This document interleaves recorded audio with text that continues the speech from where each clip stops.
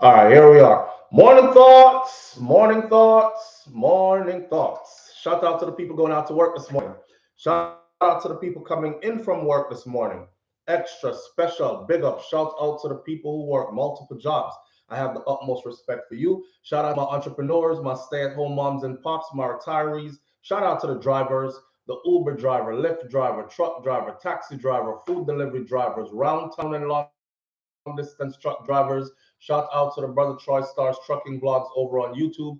Please continue to go over to Troy's channel, support his channel, and help his channel to grow. Shout out to the garbage truck drivers. You are essential. Shout out to every single clean hearted, good hearted person who wants good for others as much as you want good for yourself. You're a good person. Shout out to Eat Good TV. I just put Eat Good TV's link and pinned it in our comment section this morning. So if you scroll back to the top of the comments, you will see it. If you have your green, go over, hit that sub. If you don't have your green, then get your green. Go over and hit that subscribe button and subscribe to Eat Good TV. I will be picking another winner soon of our $100 giveaway. Jet Shelley was the last person that, or the first person that won that $100. I know it's not going to make you a millionaire, but it's just a token of appreciation. You know what I'm saying? All right. Big up and thank you for being here this morning. Here we are. Hello from South Africa. Good Lord. All the way over where I want to be. Morning, morning, morning, and thank you for being here. Tandak, Mabena, thank you for being here. All right. Got a couple of things to talk about this morning. One is a very disturbing story. I saw the story ran in the Jamaican news, and of course, what I did was I went and sourced it from the original content where it came from. So we have the whole story, and it's pretty disturbing. But we've had these conversations before, so it's in line of mental health within our community, uh, and all the stigmas that are attached to it. In particular, the Caribbean diaspora and the Black or African descent community, right? Alberta did some very sick things with and to his grandmother, and we're going to get into that story. Plus, I'm going to share a bit of my own experience because, I was in the UK for a little bit. It wasn't too long, but I did experience some things along those lines as well. And also, I made a statement yesterday where I said, the reggae band, it was a very festive morning yesterday because a lot of people have opinions about who should have won the Grammy and who was not deserving of it, and how come a US band wins best reggae album of the year. Some people are saying that you will never see a foreign band or a foreign artist win best hip hop album of the year. And we had that long conversation like hip hop is very protected under global copyrights by US entities. So Jamaica themselves, they aren't protective of reggae as much as the US is protective of hip hop, but that's their fault in some way. Anyhow, along those lines, I made a statement about the band that won called SOJA. And I said I went to go see them, and SOJA opened up no, I said the Marleys, one of the Marleys was on there, and they opened up for SOJA. And I was wondering, how the hell a Marley opening up for SOJA? This don't make no sense because I don't know SOJA, but I know the Marleys, and they're pretty popular. All about Marley children that do music, very popular. They headline shows on their own, so it was strange to me. Okay, the internet is undefeated.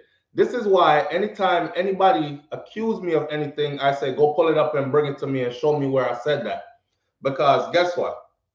Here is my statement from 7 years ago. This is the lead singer of Soulja, the band, doing an interview right after I had went to their concert, and I got on the internet. Now, mind you, 7 years ago, I didn't have this kind of a platform. Again, we're buffering, somebody says. Tell me if I'm clear. Tell me if you can hear me. Mic check, 1 2 1 2. I guess we're gonna be doing this every morning now. YouTube buffers us every morning. YouTube a buff way off every morning. That's a good thing. We might have to marry YouTube. I don't know. ah, hot tea, just some lemon in warm water. Well, this one is hot. No honey this morning. Loud and clear. All right. All right. So I made this statement 7 years ago, my friend. 7 years ago, we did not have this platform. 7 years ago, I had 53 people on on SouFLoTV as subscribers. 53, because I was doing family videos. You know, nobody know what I say. A black man with him family and them thing there. You Caribbean, you Jamaican audience was like, yeah, whatever. How far in you live? We don't want to see you. Like, but anyhow, it was only 53 people on here back then, and I made the statement right after coming from their concert. Listen to what I said, right? Don't know if you can zero in or if I can hold it till it's steady for you to see it, where it says 7 years ago. Anyhow, it says 7 years ago. I saw them perform live in Florida. This is what I said 7 years ago. And the reason I want to clear it up was because it was not a Marley. And I like to keep my thing clean, because I'm gonna like when people say SouFLo, oh, you lie so about Marleys. I found your statement on the internet and it wasn't the Marleys you said back then. So why are you saying Marleys now? It wasn't the Marleys. It was Protege and the Indignation Band that they were playing with. Protege and the Indignation Band opened up for SOJA. All right. At the time, Protege had a big album out. At the time, I think the album was called A 7-Year Itch or something like that. He was huge at the time. Fresh on the scene, them kind of thing there. And I said about, listen to this, very prolific from 7 years ago. I saw them perform live in Florida alongside Protege and Indignation. Guess what? Protege was the sideshow. I'm not here to say if they were genuine in their minds and hearts. That's not my place. I leave that to Jah. I will say this. There were a lot of people there, and most of that crowd was university students that come from families that are rich or well-to-do. The people didn't know Protege, but they embraced him alongside SOJA. All in all, it was a great show. Some parts sounded like another type of music that is influenced heavily by reggae, but not genuine reggae. But they also had a lot of hardcore reggae tracks. God bless them, and may they grow and continue to spread that one love Rasta vibration. And Jamaicans, gonna stop get mad when foreign people take the thing and run with it. Cause una now feature the hardcore rockers roots reggae no more.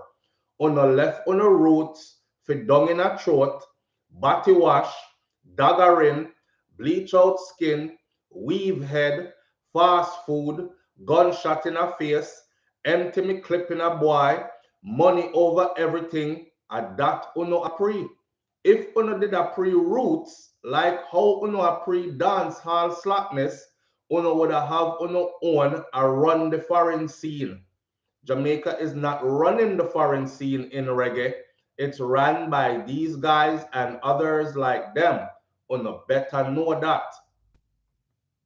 I said a mouthful. 7 years ago. 7 years ago, I said that. You see it? And we never did start YouTube yet as SouFLoTV.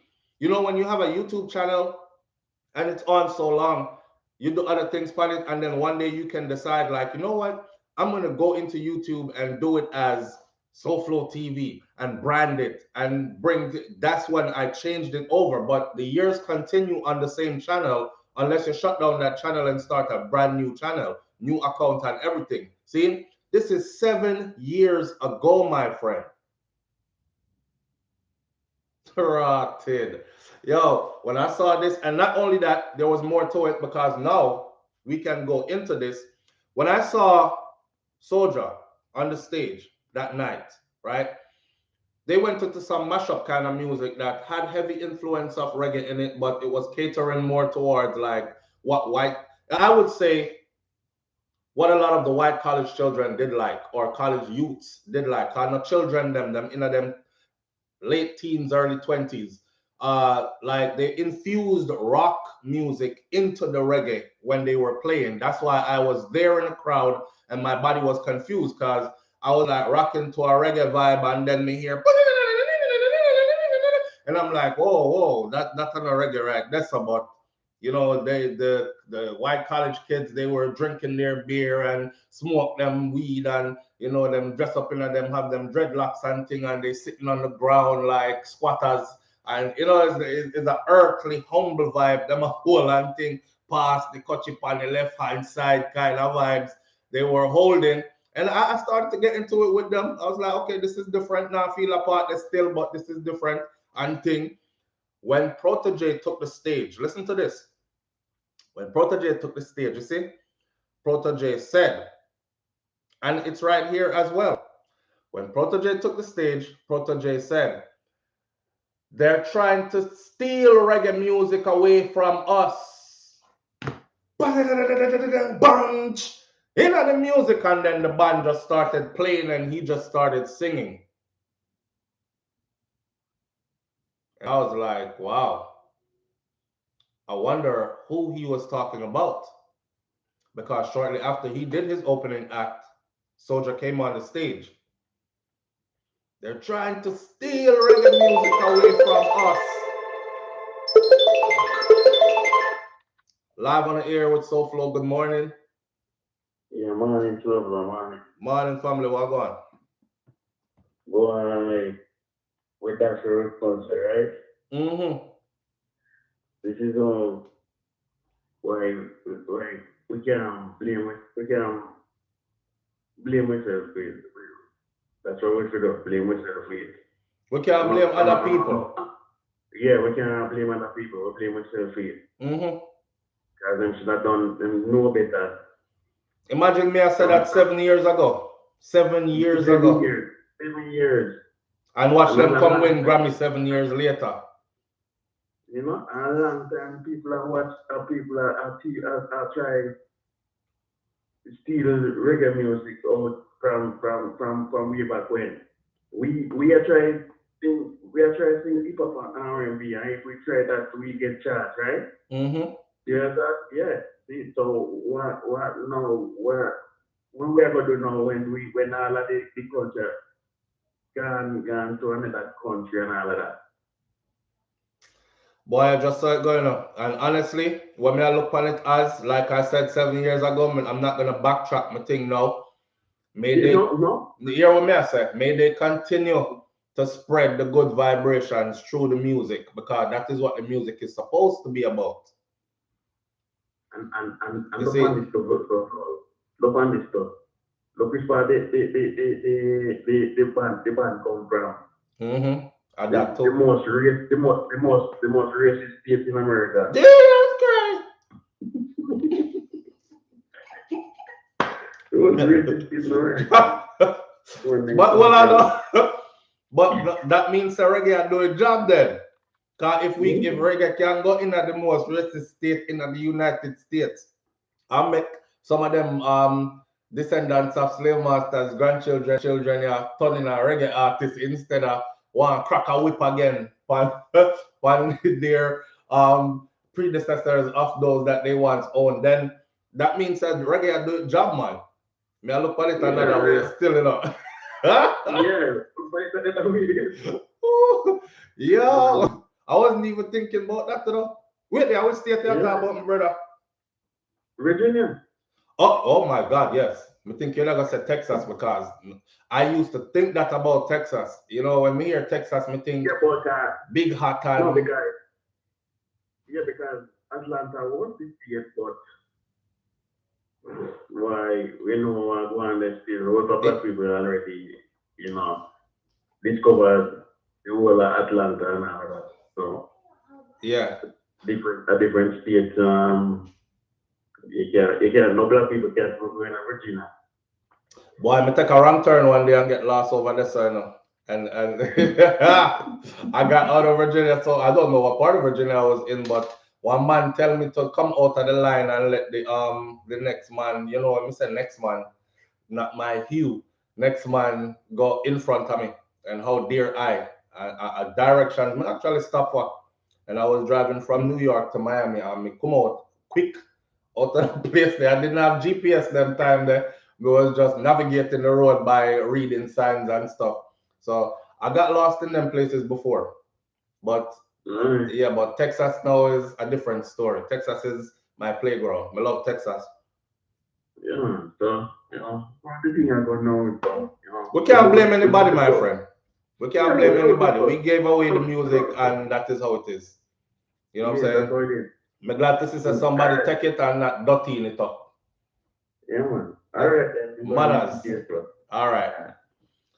Now the irony though, the irony of reggae music, since we are talking about that, because here what, when I can find my own comments, you see, and make people know, then that means nobody don't have to dash anything in my face. Oh liar boy, this is what you said 7 years ago. You lied, and this year you saying this. Y'all see what I said? 7 years, been on this. 7 years, stand strong. The only thing I didn't get right, it wasn't a Marley, it was the indignation ban with Diggy. Protege.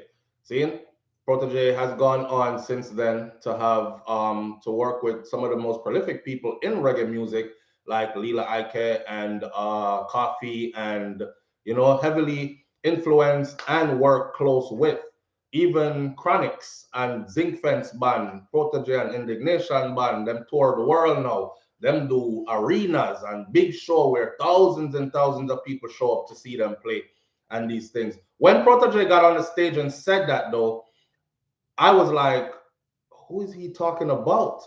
And then as SOJA came on, I don't know if them don't have any rapport, if they're not good with each other or what, but I kind of got it after they came on. So I was like, cause Protege blazed through him setting a man and bring a fire that day there where I was like, yes, this is it. This a reggae, you know? And do. I'm like, and him, yo, him powerful in that message delivery and thing. I'm like, this is reggae. And then at the end, before he got off the stage, he said, them a try thief reggae music from us. And drops mic and gone. And then SOJA came on. And I was like, was he talking about them? Because why would you say that? A foreigner they are player, right? And a next band is about to come on after you that is very different from, they're not authentically Jamaican and all that. So I don't know if something did go on, but I kind of sensed a rift, and I actually, it's in the same comment right here, right under it as well. And I said it. Even when he was doing, I felt some type of way. So I watched this whole interview back then, 7 years ago, with the lead singer of SOJA. And even when he was doing this interview, he was bigging up because they asked him stuff like, who was your favorite rapper or whatever? And him big up people like Macklemore. And I thought to myself, damn, it's kind of fitting that you come into reggae music and, you know, you really don't fit per se, but you're carrying the message and playing the music to your flavor. Then, all right, we're not saying nothing wrong with that. Maybe we don't, maybe we do.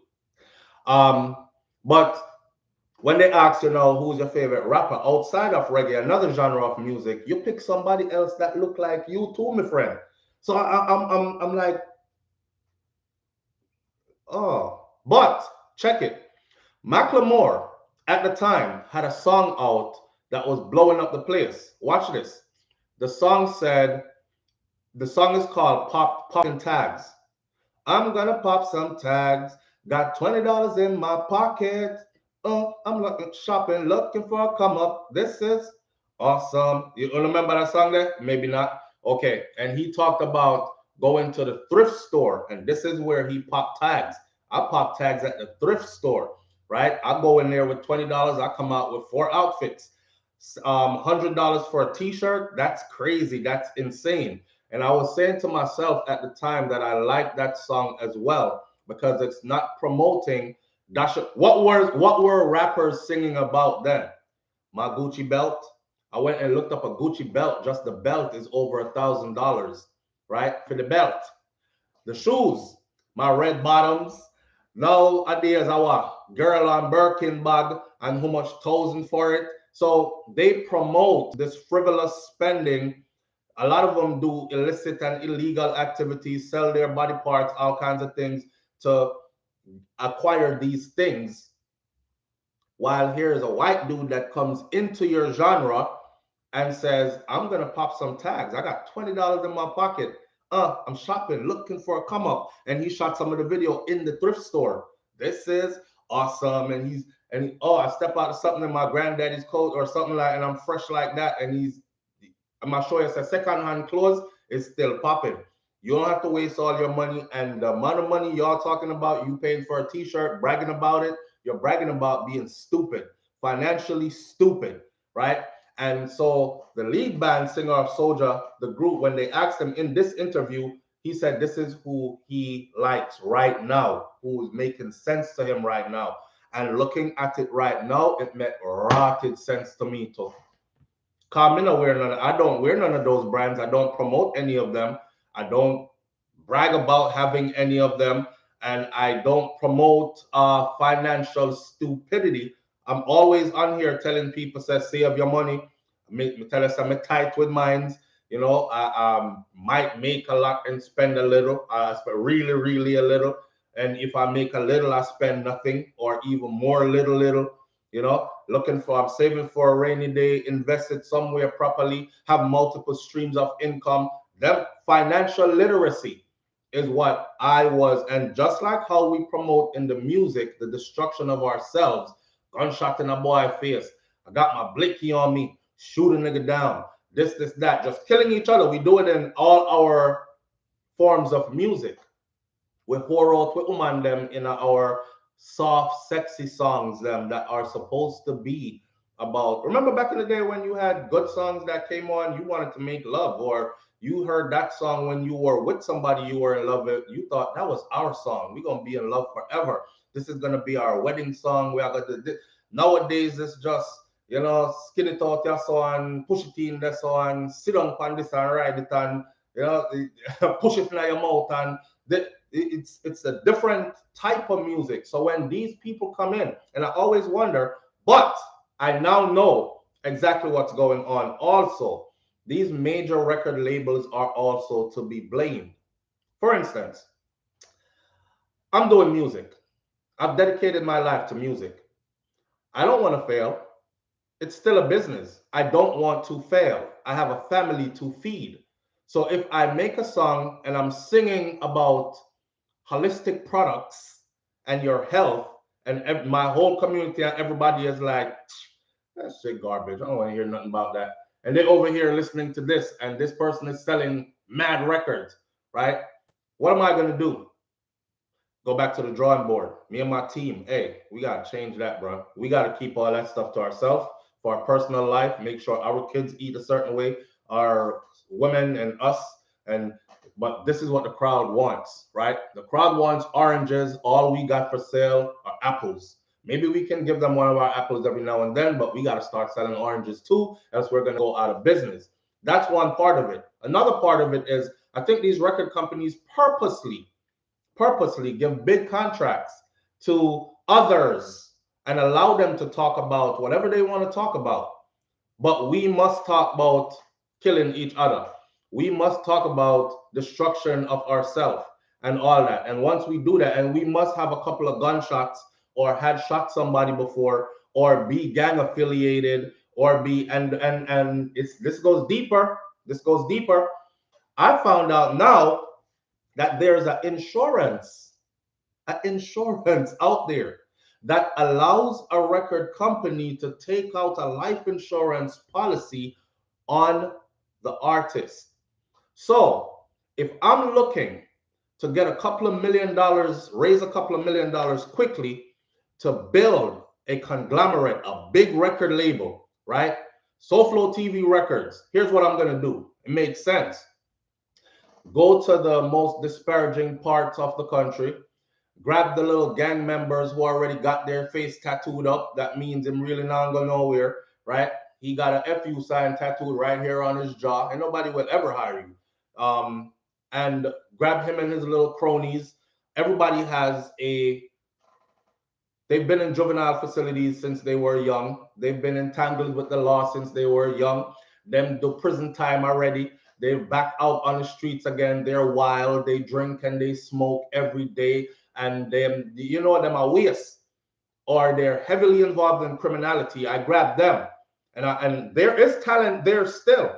Don't let the criminality say there's no talent there, but I want this talent to, because more than likely, you're either going to end up going to jail or you're going to end up being shot. Cardi B said it the other day. She said they effed up the music. So now when we go to the club, we can't even have a good time because everybody is a killer. Everybody is a shooter. And what it is these record companies are giving big contracts to people who are already addicted to promethazine or lean or whatever. They're popping pills and drinking.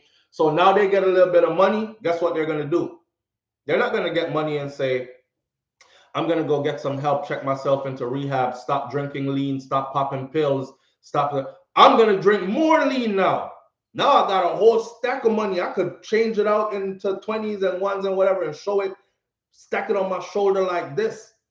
I could now get more of my homeboys from the hood. I could put $10,000 in the hood tomorrow and tell the shooters, go out there, sell this dope, flip my money, bring me my profit back. And if you don't bring me my profit back, I send another $10,000 on your head to come get it. Now the streets are hot, right? And then they rap about it. I got money in the streets. I got money in traps. I got money in traps is dope houses, bandos, right? While they're doing their music thing at the same time. Eventually, feds come down on them, like a couple of rappers I could name right now. If you watch my other channel, which is Hot Topics TV, you will see I've covered a couple of them where the feds actually took their YouTube videos and used it to build RICO cases against them. And they are now incarcerated and waiting for sentencing. Some already plea deal, trial went by already, found guilty, waiting on sentencing, all that, and looking at mad years behind bars. So it's not far-fetched. That insurance pays the record company back their money. All the record company has to prove, go look it up. All the record company, I forget what it's called. I don't want to give you the wrong name for it. What I think it's a special persons insurance or special interest insurance, something like that. But what that insurance allows them to do is it allows them to say, well, he got shot down, he died. That means my business just got killed. Okay. What was the payout that you were paying into? The policy was worth how much? The policy was worth $2.5 million. Well, cash out $2.5 million. And they now own the catalog of the music that artist put out. All rights to it. Them can do anything they want to do with it. They could reproduce it. They could put it in. They now own the image, the likeness, anything that's associated with it, because most of them sign those 360 deals, merchandise, anything they can do with it that they want to. The artist is no longer here. His family might not even get a check from that. They own that, and now the insurance pays them money on top of money. So they have more money now to build their record companies. Damn, that was very lucrative. Let's go back to the hood and let's go find some more of these types. So if you look in, like, say, for instance, the rap genre, you will see it's not because there aren't any young people out here that are making music that are not making music with sense. There's a lot of people out here making music with sense. There are a lot of conscious young Black people out here making music. They're not getting pushed to the forefront because they don't serve the agenda well. You're going to live too long. You have longevity in this. So you can't help my business, right? They just found another way to come up off of our backs. And we don't care. And no matter how you tell them, they go out and support the same people just the same until, oh, he's dead, RIP, so-and-so died again. Put him on a t-shirt. This is for my other channel. This is my board, right? This is my list. I'm supposed to do this video right here next. This is the list of how many of them got murdered in 2021. All rappers with big contracts that were doing well. And it's a long list. This list had 13 of them. So if you think I'm lying, or if you think I'm making stuff up, right?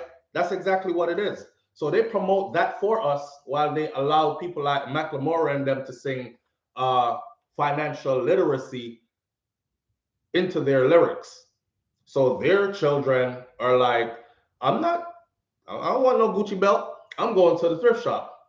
I got $20. I'm about to go pop some tags. And while we over there talking about, your kids over here talking about your favorite rapper wear a Gucci belt, I want a Gucci belt. I want Prada this. I want whatever the hell the next name is. Balenciaga that.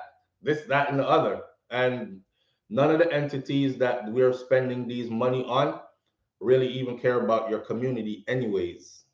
So we make these people rich and then we die. It's a trap. It's a cycle. See? So when the lead singer of SOJA said in the interview that that's who he was feeling right now because that's who makes sense to him, it makes friggin' perfect sense to me. They were not about the BS in the music.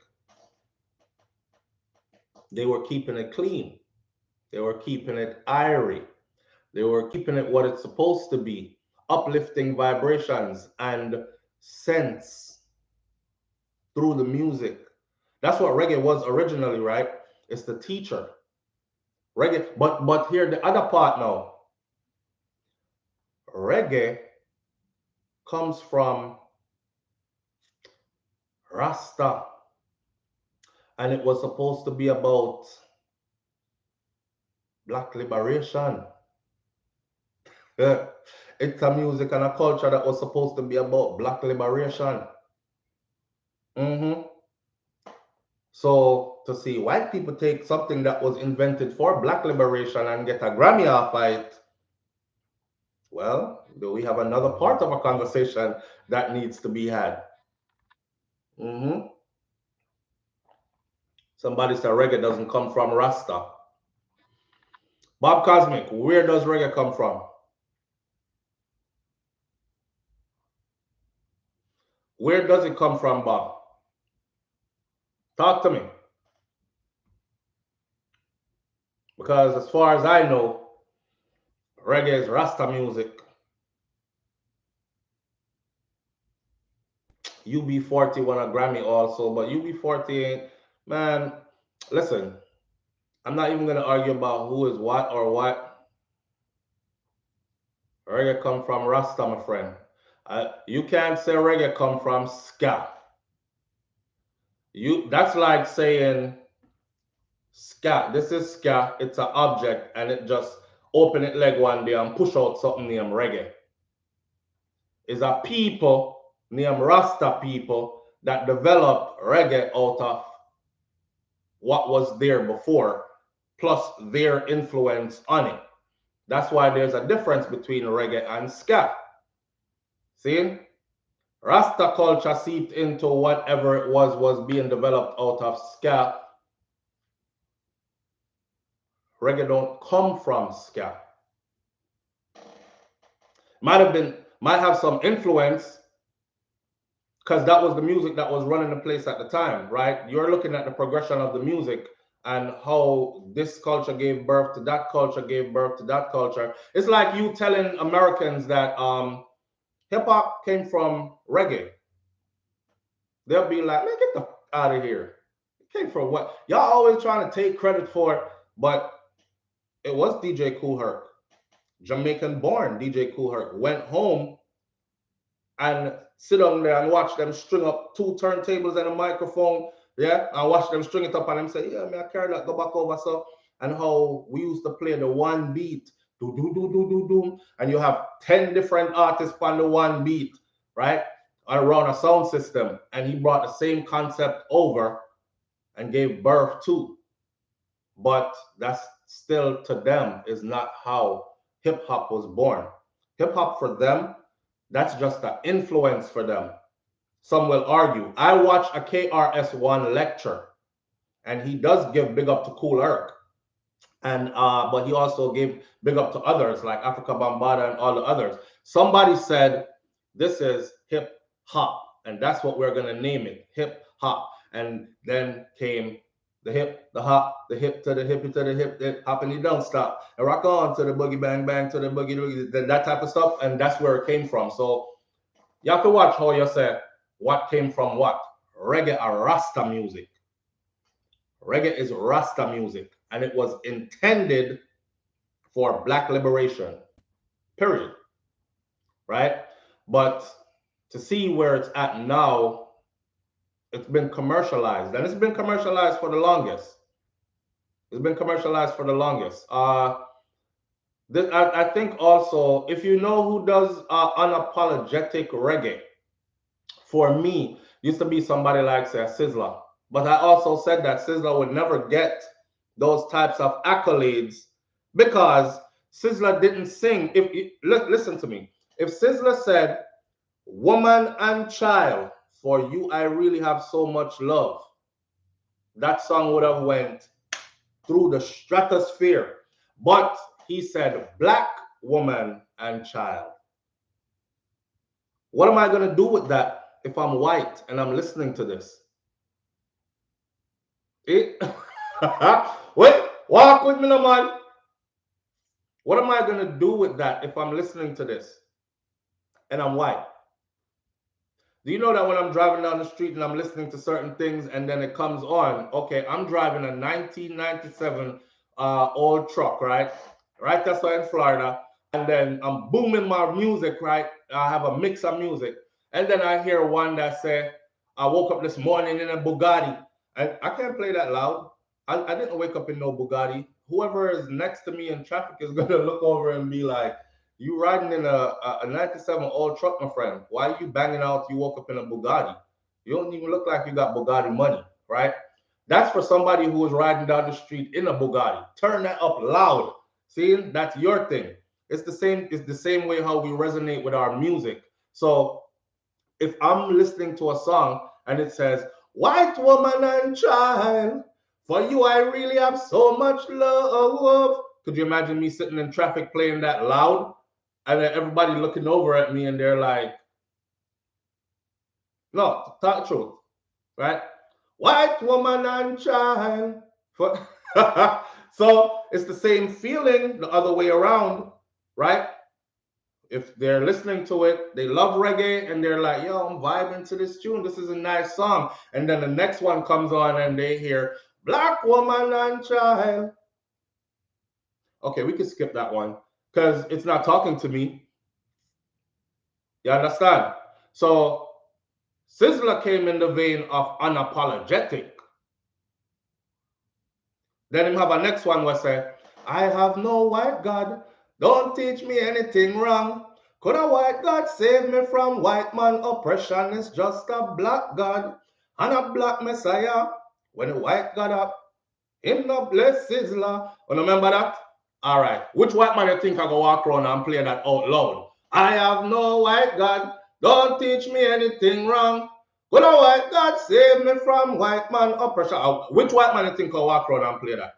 So, my friend, the prolific voice of Sizzla Kalonji, Fire, will never be held to those standards because he was doing what the music was intended to do. That is what the music was actually intended to do. It was intended to truly uplift a people. It was intended to truly educate a people and uplift them vibrations. And it was through that music that they would teach you and lead you Rasta way. The reggae music is supposed to teach you about your diet, right? Certain things you shouldn't consume, certain ways you shouldn't be living, certain things you shouldn't be partaking in. All a meditation and a reverence, have patience, call and Jah, all these things. And then it turned to funky reggae party, like like Bob Marley said. It turned to funky reggae party. Yeah, snort a few lines of coke. Oh, I love that beat right there. Do do do do. That is so dope. Rock on, man. You know. So the music got to another arena, and then it went global, and people do what they want to do with it. Them flavor it them own way. It's just like the KFC me I tell you about. We have discussed Rasta and KFC. It's just like the KFC me I tell you. Me I tell you about if you're there at Jamaica, the KFC tastes a certain way, and if you go to the US, the KFC tastes a certain way. So the KFC has been spiced to the local population's taste, and it's the same thing with reggae music, right? Same thing with Eat Good TV. So I send people go over there and them I say, we can cook them food there already. I'm Jamaican. And I'm telling you, she spice her pot them different, right? It's just a different way she cook her chicken. It's a different way she do the wings. It's a different way she do so on and so forth. It's the same thing them do with reggae. People now take it and them now adding their own spice to it, and it is evolving into something else. That's why some of the stuff you hear, you're gonna be like, I'm not too gravitate towards that still because that not really sound like reggae to me still, right? Let's take a call real quick. Live on the air this morning. Good morning. Good morning, SouFLo. Morning, family. How you doing? I have two things to say. I'm fine. Right? Hear what I'm saying about this Grammy thing. I didn't watch it and I don't know how to feel for the simple reason that Spice did kill up herself and everything, but me still really didn't feel her album had made it. Right. But like everybody say, of other people, right? All right then. Back in the days, so we did love the 90s music. And a lot of our parents and older people than us never like it, and them used to say, "Oh, yeah, God, I'm here, say all the while, sometimes I laugh, and my mother used to say that." Right. And I used to say, "Oh, yeah, this, that, and it was the sweetest things to us." Right. No lie. When the DJ them come out and tell me to cock up and wine and grab your front or whatever, we used to do it and used to love the music, you know what I'm saying? And thing. Yeah. And even though me this over the night music, but hey, when people party, I mean hear the music them. When they have up our speakers, the banner. So I said, oh, you them change the things, and to change all the time. Wait there, you have us fix your phone. Fix your phone. You have us on speaker? No, me not. Alright, fix the phone, cause you go in and out. Okay. You look at you them, see? We change the music now. Me leave the button to them for pick up this trap dancehall, make trap dancehall a brand name and a brand like reggae music, and take it to the forefront and take it to them. You understand me? Just take it to them. Because I say, hey, that what song that when me see that little boy they sing, Skilly. Wap, wap, wap, wap. And the people then, you know, so that should be seeing noise in the show over England there. God have mercy. Me can't believe. So if you take the trap, forget about the reggae because it's going on the drain. That's a real stuff like forget about it. But we feel the younger youth them for us put them there to the table, do what them do, bring the trap dancehall to the forefront, make it bigger than even reggae dancehall, and just carry on, and everybody can live in at them time and play the music from Chicago straight up to trap. That's how I see it. I never look a dig for you and stuff. Yeah, say for the same way to all the time you used to drive with your kids, them I hear otherwise. Saying. Well, you gonna sing that? No, man. But I killed me, though. Come off my phone, man. We're gonna sing that them time there. Come off on the phone. Come go up. All right, come go up. All right. Ja. Yeah, man. Boy, sir. Anyhow, here, let me take a next call. Good morning, you're live on the air with SouFLo. Good morning, SouFLo. How are you? I'm good, family. How you doing? I'm good. All right. You sound like you're on fire for us this morning. Okay, front, crotches, cocky, and bust head will never replace reggae because reggae speaks to the soul, and these other so-called music speak to lower vibration, and that's why you see Jamaicans in the condition it's in. Lower vibration music will not last the generations of time. True. That's all. True. Facts. Thank you. She said 2 and gone. But okay, so let me round this up real quick. So one sister called and said she want the new generation them to be left alone and just do them thing and take it to them and make the trap thing even bigger. The trap thing can never be bigger because we didn't invent trap. So every time people hear trap dancehall, they're gonna think trap comes from America. So they're infusing some American stuff with their Jamaican stuff. Reggae, they think Jamaica because it's authentically Jamaican. Dancehall, reggae dancehall, Jamaican, authentically Jamaican again, right? But if you hear trap, for instance, if a DJ say we're having a trap dancehall party, you already know you're thinking confusion because I think they're gonna play American trap in there plus mix with Jamaican music and then the Jamaican trap genre of music, dancehall trap, or is it gonna be that Jamaicans in there? So it's not ours. It's not ours.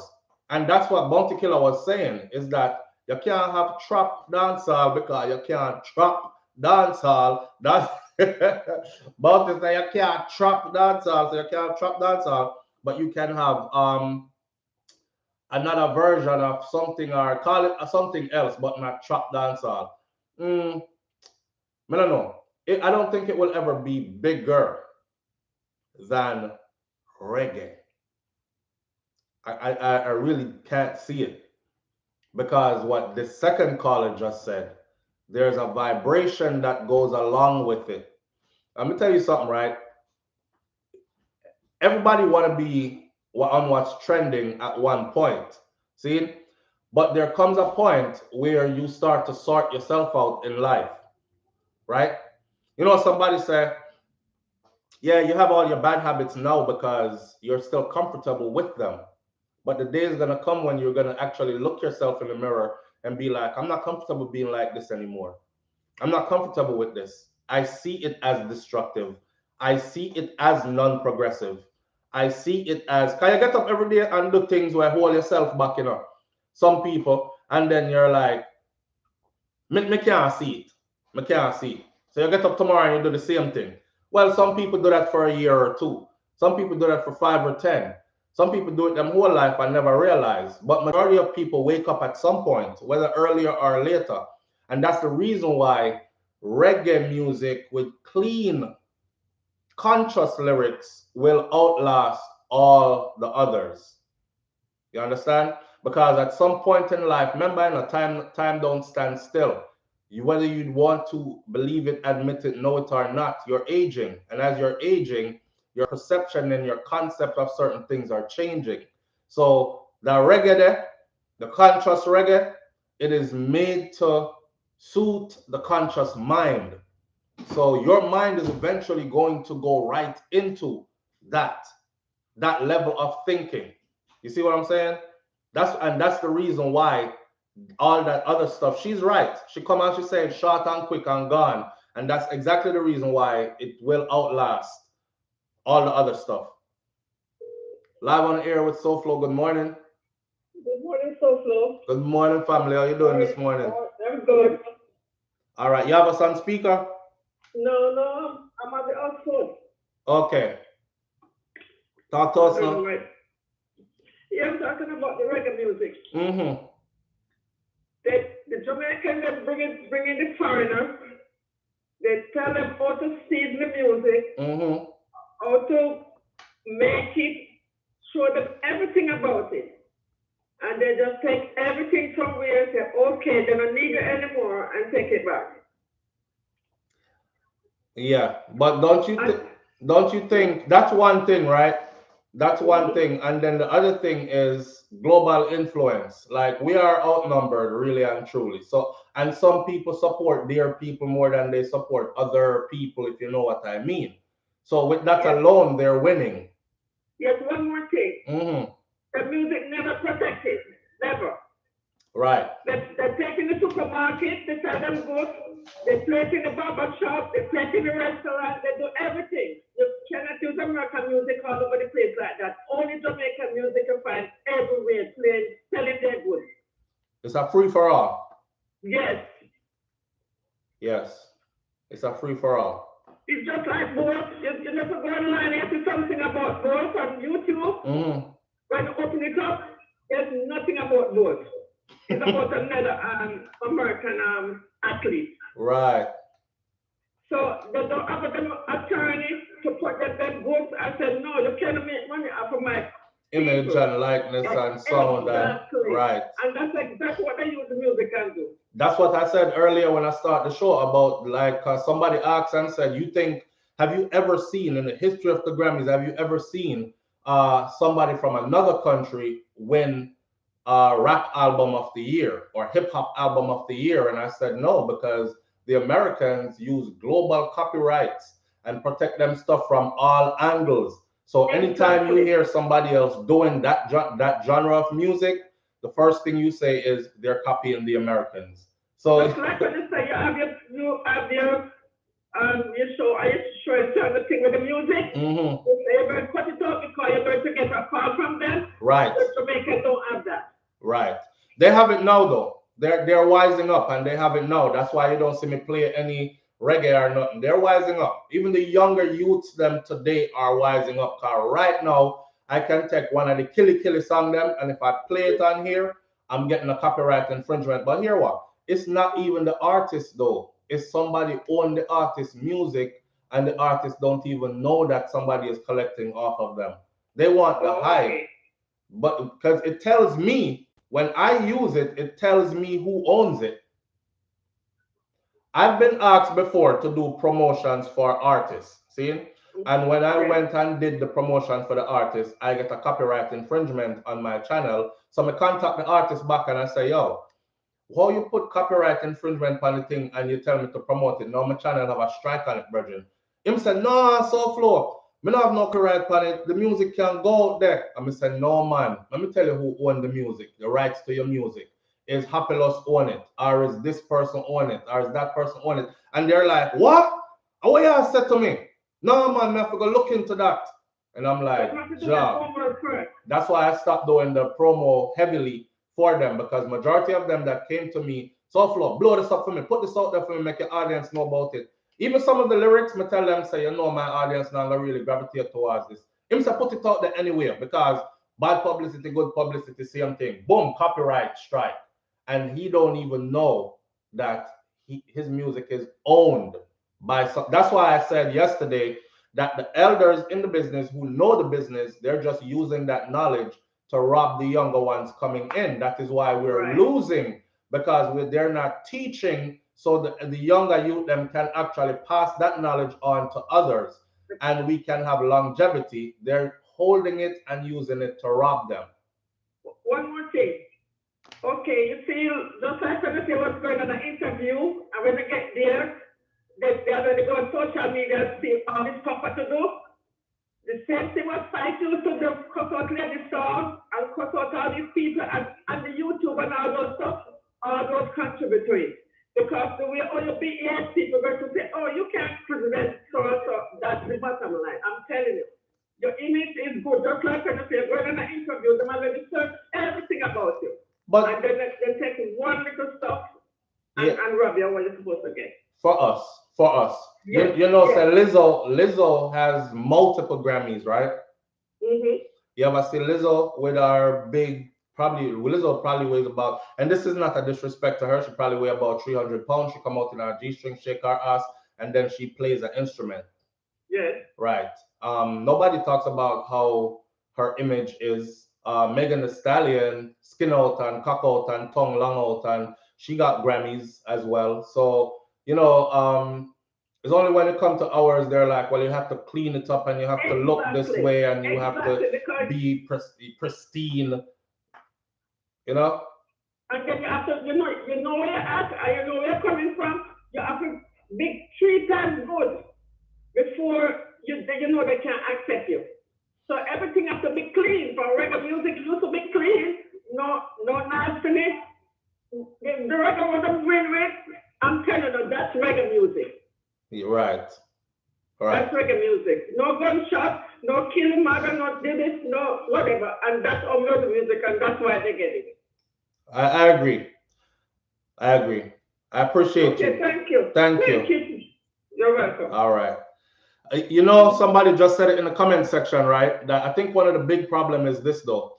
They need to have a category for dancehall and a category for reggae. It's creating a problem because when we think of reggae, we don't think skin out your pum pum. That's not reggae for us, right? One love, that's reggae for us. So when the world hears reggae, they think SOJA, they don't think Spice, Boom Pam Bodyhead and all this. So right away there's a confusion there. Live on the air this morning. Good morning.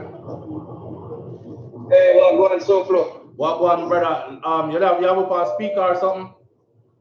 Yeah, wait a minute, come on. Yeah, I mean I hear beer ear. Yeah, hear me now? You hear me better? Yeah, we hear a little better. Still hear a whole heap of ear like you're outside, but we hear you better. Yeah, me just so me say fast. So what do you think? This dancehall thing, not the Grammy thing. Yeah. We have to make the reality of thing is, you know, the man them do them job and them win the Grammy, you know. And that's just it. We don't think we get enough promotion and we don't support people them like how we're supposed to. You know, so we can't get mad at that. We ourselves, say it again, my brother. We ourselves don't support our own artists. Yeah, that's true. And with the financial part of things too, we understand. But I want to make a problem with the whole dancehall and the trap dancehall thing. We have like 10 man in a trap dancehall. And me here, man, I say we have to stop them food. 10 man is not big enough for people go crazy over them. That's all me I say. Trap dancehall, me working at the college system and all of that. Right. And me hear my American students them ask me what are Jamaicans doing. They sound awful. So what do you mean? They said this new trap dancehall.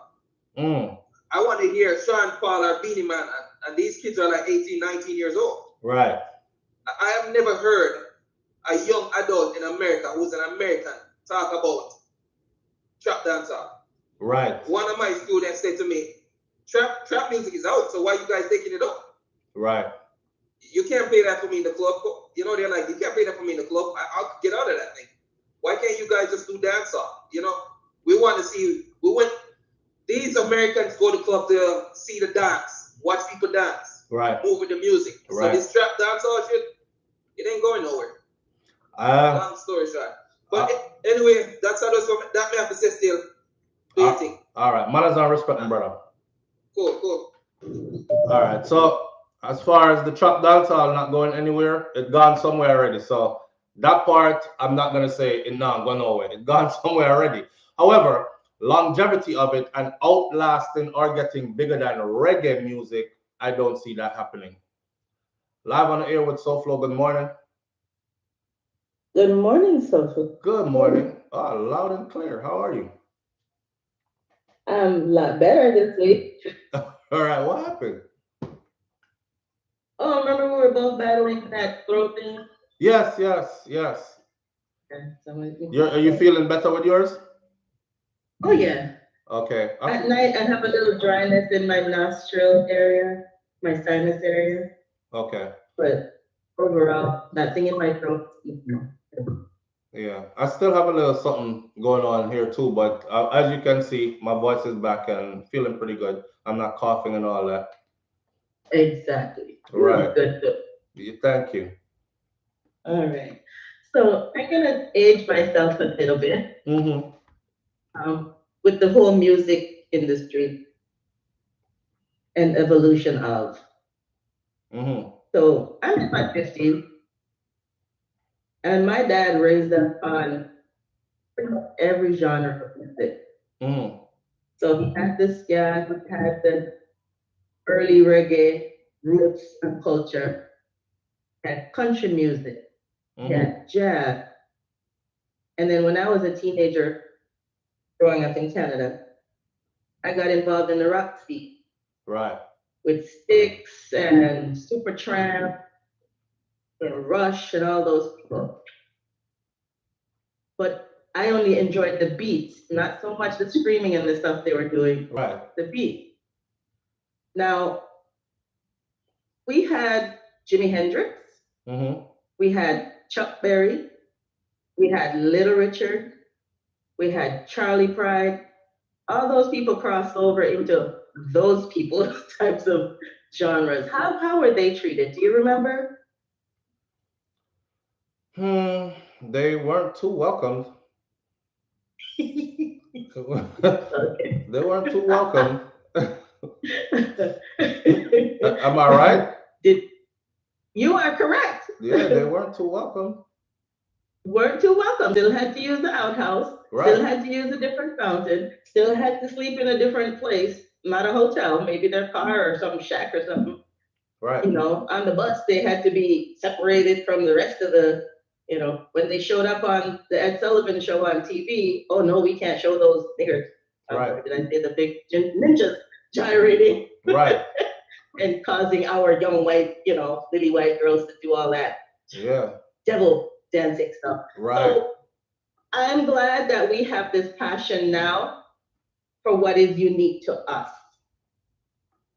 All right. I'm saying is don't hate on us.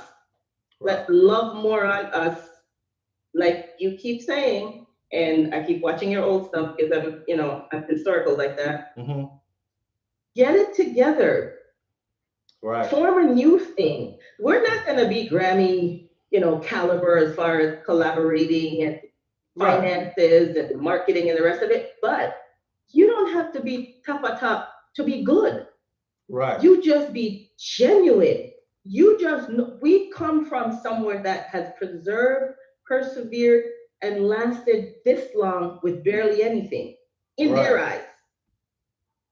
Right? But we know from where we come, kings and queens and riches and you know, all the possibilities because we're such a strong people. Just keep letting this music speak. Facts. Facts. Even as the person said, let these little kids have their fun and roll on out. Right. Will stay. The strength will persevere. Beats don't go anywhere. Right. Music is eternal. True. Good and music. Like you said, good music and good music will always stand the test of time. You know, yes. So some music you have to dig in the crates for, and you mention it 10 years from now, and nobody remembers it. But some music, it's just on front page, like throughout history. You know, good music is always that. So that's yes, you're absolutely right. And we do need to like get into our own, love our own more, support our own more, form our own thing. Stop looking to others for validation, and put more prestige to our own thing. 100%. Right. Manners and respect. Every time, my brother. All right. One love. Thank you. Bless you. Yeah. Yeah, man. Live on the air with SouFLo. Good morning. Yes, big man. Respect every time. Manners and respect, family. What go on?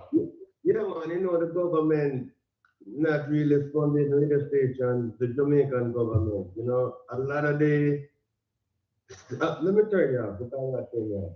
A lot of the new radio stations in Jamaica, they promote foreign artists and foreign music. Oi, hello, hold on. Before you go any further, listen. I was in Jamaica and it was hard for me to find a station that was playing reggae. And when I did find it, as my bend two corner the station give me beer static. Yeah. And what was playing majority of the time on the other stations were the same kind of music that's being played in the US. Like whatever is on top top 50 or top 100 is what is being played in Jamaica on the radio. And I was like, yo, this is strange and weird. The real talk. And you know what though? That's also having an effect on the culture in a major way. And then when you look at big businessmen making millions of dollars all over the world and have so much influence and can't get a visa, something is wrong with that. But you know, them have to pay. You know that Jamaica has to pay to play those music, right? Wow. They have to pay. They have to pay. Them not play those music for free, my friend. So when you go Jamaica and you hear all these American artists being played on the radio, that's real talk. Back to back, them pay a hefty sum for play them people here all day, and they won't pay that to play their own reggae artists. Royalties and leases have to pay to these because it's being tracked and it's being Yes. By the algorithm, yes. Yes. And our artists now. ASCAP and whatchamacallit there? ASCAP and BMI. BMI. Right. And our reggae artists them now, not only they can't get a visa and they can't get played in their own country, but now we have the selector them now. We have them little clip where only support certain kind of music. So it's just so many fabrics, so many layers to it, my friend. Yes. It's crazy, right? It's like we just damaging ourselves from the leadership. But that's what it comes back to, right? It's us damaging us is what it comes back to. Yeah, really. We can't blame other people because them take them turn the reggae into reggaeton and then turn it into different kind of soft reggae vibes where people can go out and enjoy themselves and no gunshot, no fire, and nobody not get no heart attack because them afraid and no worry about bad fight. So at the end of the day, we welcome the devil in our life, and now we kind of upset that the devil will take over. You know what I mean? Right. Nikki Trueprint says, shout out to Nikki Trueprint. Nikki Trueprint says, they say that Drake is the most played artist in Jamaica for the last year. Now that you have to make them kind of something that makes sense to people. You understand? When man get played like that, they don't have to be making music every week and they don't have to be on social media every day and disgrace themselves. They just relax because BMI ask you to take care of the thing and so you know who broke from who not broke. Yes. It's funny. I watched Taraji P. Henson, actress, and she said she has never gotten paid $1 million for any movie you ever seen her in. Never. Oh my God. So if you're wondering why she's in so many projects, low budget project, mid budget, high Hollywood thing, is because she has to pay the bills. And she said it specifically like this. She said, I'm not one of those, and you know who she's talking about because they get $20 million per film, so they can chill for the next 4 years before they put out another movie. Me, I gotta work all year round. I have never gotten $1 million for a movie. So it's the same thing with the music, my friend. With Brock Winneck play these foreigners to play them all day on the radio in Jamaica, while our own artists have to sell back up on the side or something. They have to catch up.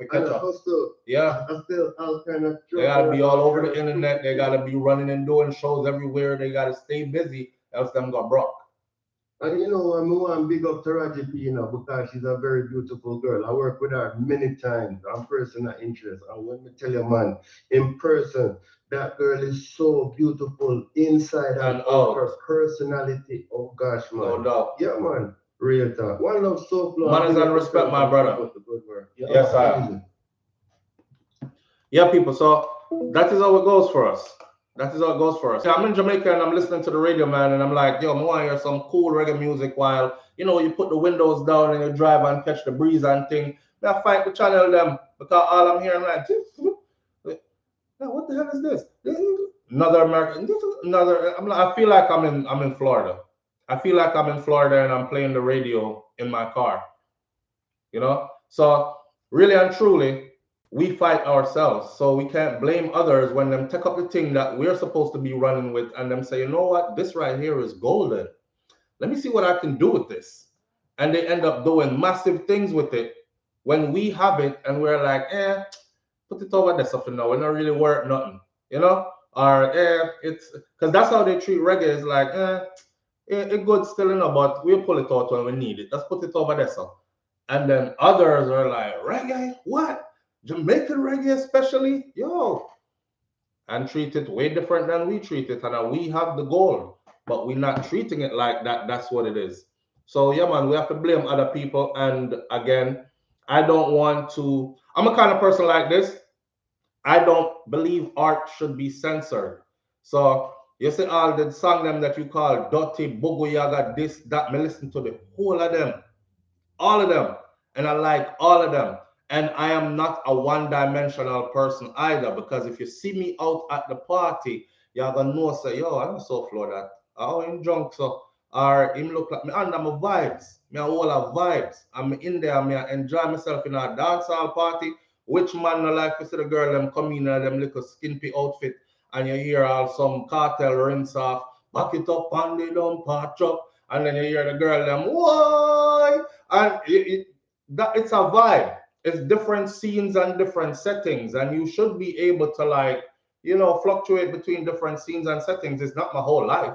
You know what I'm saying? But when I need some conscious upliftment and I need some sit down and meditate and I need some, okay, I need to feel like this today, lift me up out of the vibration, yeah, take me higher, then I'm supposed to be able to go to and have that available as well.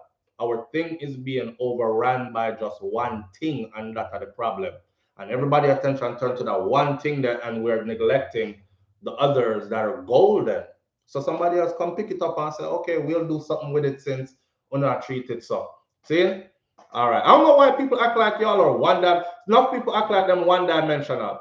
Oh God, that kind of music. I don't listen to that. I turned 40 yesterday and I no longer listen to. No, I still want to hear y'all skin out and wine and back it up and dump a truck and all them kind of something. Them still listen to them same way. And if I'm in a vibe, I still listen to the Gunman song them to kind of make me feel like, you know, I might want to feel that way. But then I still take in consciousness as well. It's the balance that makes me know, don't go too far with the Gunman thing. You know if you live that. That is just song. And channel that energy where it give you, because it brings the energy. Channel that energy the way it give you into something else. Lift more weights at the gym. Run fast upon a treadmill. Something like that, you know what I say? And then, come on, man. We let's not kill our own. I heard somebody said yesterday, I'm going to end this, and we go into the last story of the morning, which I didn't want to spend too much time on. So that's why I'm draw this for so long. I heard somebody yesterday say how this artist better than that artist, and this artist have more conscious song than that artist, and this. And I'm saying, we pick who we pick, we choose who we choose. At the end of the day, the fans themselves actually help to kill the music. What I wanted to say yesterday was, Alkaline have in concert, and I said it was going to happen, and it did happen in Miami, and it was a Shellings. But me not see nobody like promote it. I don't see, I think it's one person as a vlogger I see actually pick it up and say, you know, me I wonder where everybody else there and where's all his fans and all the camera phones that I saw in the crowd. How come them the footage there never made it to? So you claim you support your artist until them drop a project or until they do something, and the numbers don't lie. And we live in a world now where everything is online, algorithms, and we can go see it don't lie. So if you're going to support for real, you know what I'm saying? And don't cry when others take it as something valuable and they support their own that are doing it. It's like Eminem. He has the biggest fan base in hip hop, rap, a white boy. All right. You're about to see the same thing happen in reggae music. Support your own. That's all I gotta say. All right. With that said, let's talk about this situation here. Let me see. Let me open up this real quick. Some bizarre story came out of the UK that I wanted to actually go into. And we talk about mental health within our community already, and we talk about your family members, them, and to be careful because you know, for those of you who are from the UK in here, I didn't big up anybody in green this morning, but for those of you who are from the UK in here, you might know the story. The headline says the killer who choked his grandmother and then had sex with the corpse was given an indefinite stay at the hospital order. Donovan Miller, 31 years old, a killer who strangled his Jamaican grandmother to death before twice having sex with her corpse, remains in the hospital indefinitely. The Old Bailey Herd. Donovan Miller is 31 years old and he choked Phyllis Grant, who was 76, and then beat her over the head with a vase at their shared home in Plaistow, East London. The depraved attacker then had sex with his grandmother's body, the court also heard. Described as a matriarch of the community and a regular churchgoer by the neighbors, Miss Grant had recently been released from the hospital with a bout of COVID. She was recovering. Police arrived at the address after 10 p.m. on the 25th of March last year, after Miller himself called the police saying that I had killed my grandmother the night before. He told paramedics the night of his arrest, hey, I raped her too as well. For what it's worth.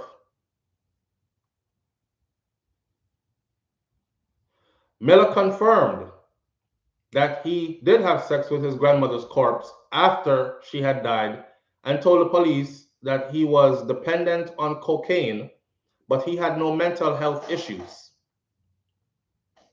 The grandson denied murder, but admitted to manslaughter and sexual penetration of a corpse. Yo, you can't make up this type of stuff. If I came to you and I said, I heard this story, you would say, SouFLo making up stuff to get views. This is a lie.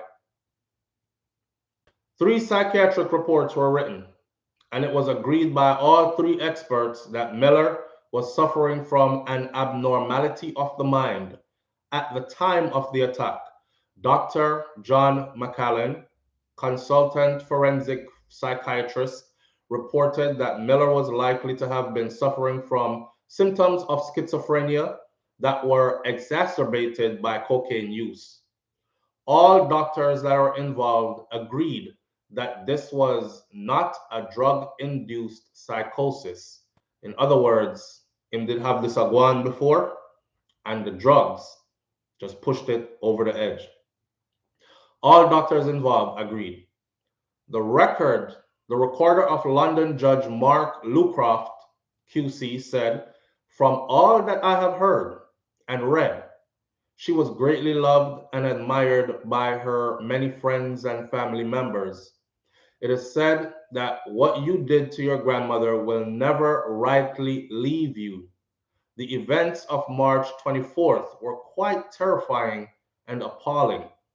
I'm satisfied that assistance in treatment is key. So they put him in a mental hospital, and he is to remain there indefinitely. The judge sentenced Miller with an indefinite hospital order with restrictions. Miss Grant, he said, was a mother to 5 children and a beloved grandmother who worked for most of her life in London hospitals. Neighbors described her as a bubbly, cheerful, and smiling person. Her granddaughter, Miller's mother, this is his mom's mom, you know. Her granddaughter, Miller's mother, Paulette Jean Morgan, said Miss Grant, her mom, was a kind and caring lady who would do anything and everything for her family and for others.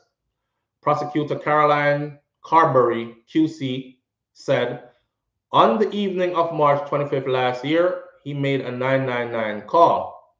He told the operator that he would like to report the murder of a family member. He said that the person who had been murdered was his grandmother, Phyllis Grant, and that he had killed her the previous night by choking her while she was asleep. He said that there had been a tussle and that he strangled her for a while, and then he had to use a vase or vase, however you say it, to knock her unconscious. Miller told the operator on the phone that he hit his grandmother a few times on the head with a vase or vase, however you want to say it. When asked, what brought this on? Why did you do this? He said, I'm just going to say the truth. I've come a long way on my journey, and enough is enough. Police and paramedics arrived just about 10:30 p.m. The defendant opened the door, came out with his hands raised, and Miss Carberry said that he was arrested and he did not resist. He didn't put up a fight or anything. He told the police at the scene, I don't know if this is worth anything to you, but I did rape her as well, you know, for what it's worth. He was he was further arrested for sexual penetration of the corpse. There was a large amount of blood around his grandmother's head, on the bed, and on the floor. The prosecutor said life was formally pronounced extinct at 10:43 p.m. The broken vase was found in the bin at the front of the house, while a search of the home found a writing pad in Miller's bedroom. The prosecutor said that the front cover read, "It's time to go." Writing on many pages said it largely incoherent and contained references to Jesus, a cult, a child sex ring, ambush, and kidnapping children. The defendant in those writings referred to himself as an alien and says that he will leave this life to go back home soon. On one page, he had written the following in the form of a list: action is process, clear out, wrap body, deep clean, focus on how to move forward, integrity. The scene had clearly been cleaned, said the prosecutor. Miller's sister, Patrice, said that her brother was known in the family as Junior, and he had been their grandmother's main caretaker. Miss Miller believed that her brother took good care of their relative, and on March 25th, Patrice Miller was working from home when the defendant called her and asked her to come over. This must be at the time of the killing. He said that he just needed to cool off, so he needed his sister to come over. When he arrived, he helped her with a delivery of a new bed. He stayed for lunch with her and her flatmate. He recalls that he had a little grumble about their grandmother being a hoarder and delaying her COVID vaccine. She noticed that he had a fresh cut on one of his fingers, and she put a plaster on it for him. She said to her, there was nothing in his behavior which caused her any concern. This is what she said to the prosecutor. There was nothing in my brother's behavior that caused any concern.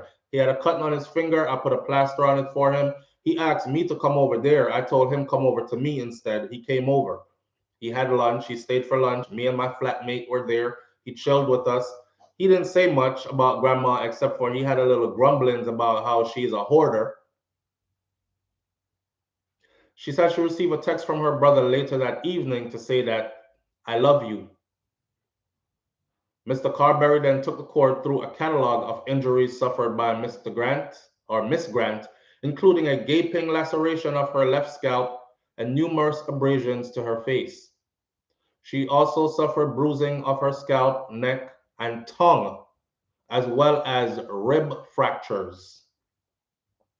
The cause of death was compression of the neck and blunt force scalp wounds. From the moment he picked up the telephone and rang emergency service and confessed to them that the police's crimes in such detail, the act marked the beginning of what they may be a long journey in understanding himself, that he might be mentally ill after all. So when he said he's come far on his journey and enough is enough, what he's saying is, according to them, that this was the point where he was admitting finally that I have mental issues. Something is wrong with me. I've come this far. Enough is enough. Watch your family members, man. That's all I can say. I know, especially to older Jamaicans. She's a Jamaican, moved to the UK. But I know that especially to Caribbean people, in the Caribbean diaspora, we've said this many times before, mental health is seen as, oh, somebody obia him, or he might take drugs and it mess up his mind, or when usually sometimes, like they said here, he had these issues before the drugs.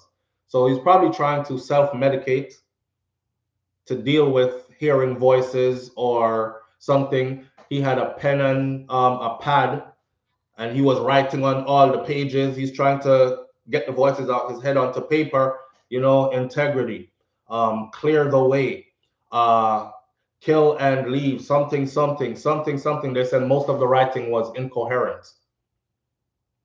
You know, check on each other. And I don't say check on each other as in, you all right? Everything good? Yeah, man, all right, later. Check on each other for real. There's a lot going on. You heard what he told his sister about his grandmother delaying her COVID vaccine, right? He's probably locked in that apartment with her, and the UK was under lockdown for quite some time. And he was her main care provider. He probably felt like she's about to give me COVID and all this. That combined with his mental issues and everything else that's going on. Like, check on your family members, man. If you say you love somebody, really check on them. Don't just fly by. You all right, good, everything good, yeah, man. No, check on them. Here's a reminder. Hey, come here. You know a long time they're around you, right? Yeah. I see some weird behavior go on with you. Yeah. What's this? Explain to me, man. Talk to me. You all right? No, really. Look upon them and ask them, you all right? Really. Let's stop with let's pray it out of them, and we can pray for them and Jesus will heal them. And let's stop with that. When you beat them with the Bible, it not change that. Some people are so far gone, they actually really do need medical attention, emergency medical attention. Somebody says no sound. Mic check, 1 2 1 2. Mic check, mic check, mic check, mic check, mic check. No sound. Sound. Sound. No sound. Sound there. All right. I close up the show enough. We're bringing it to an end right here. And I'm going to leave it like this and tell you, check on your people. And if you see something wrong, matter of fact, get to know a number within your area where you live or where they live that has help for mental health. Because anyone that we can kick off. I know you look at yourself and think, that can't happen to me. You're human. It has happened to other humans. It can happen to you too. Okay? So stay close to those who you claim you love and actually really love them for real. I'm going to leave you with that. Manners and respect to everybody tuning in this morning. I can't say God rest Granny's soul because, boy, that's a wicked way to go out, my friend. That's a wicked way to go out. But it is what it is. You know, my condolences goes out to the surviving members of the family. It's not pretty. Right? Big up on yourself.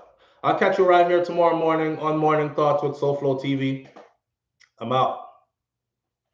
Peace.